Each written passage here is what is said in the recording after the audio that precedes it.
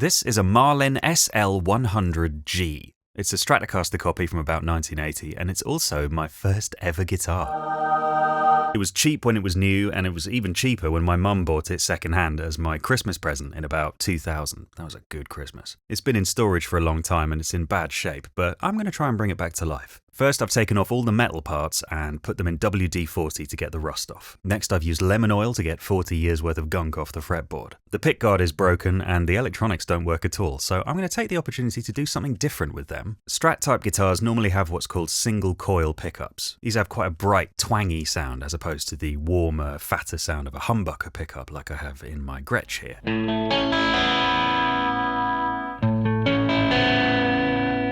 But there's another kind of pickup called a P90, and they're sort of in between the two. I already have a nice real Fender Strat with single coil pickups, so I don't really need another one of those, but I don't have any guitars with P90s, so I'm going to put some in this one. Now, this is not a high-end guitar, so I've bought the cheapest P90s I can find, some unbranded nightmare from eBay. But you never know, they might sound great. These pickups are bigger than the single coil, so I'm having to route out some of the wood. I don't have a router, so I'm doing some very precise surgery with a drill.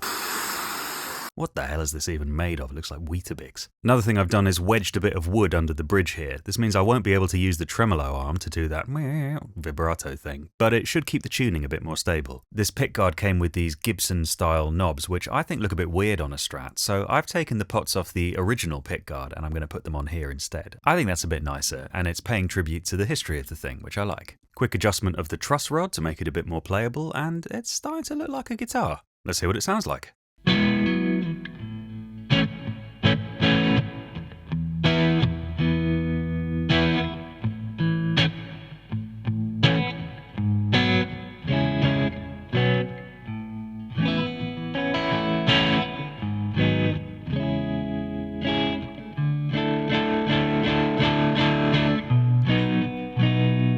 I remember playing this as a teenager, and all I could think about was graduating up to a more grown-up guitar. But as an adult, I've got affection for this janky old thing, and I'm really pleased that my first ever instrument, the most humble guitar imaginable, now has a place in my studio, and it's a sound that I didn't have before.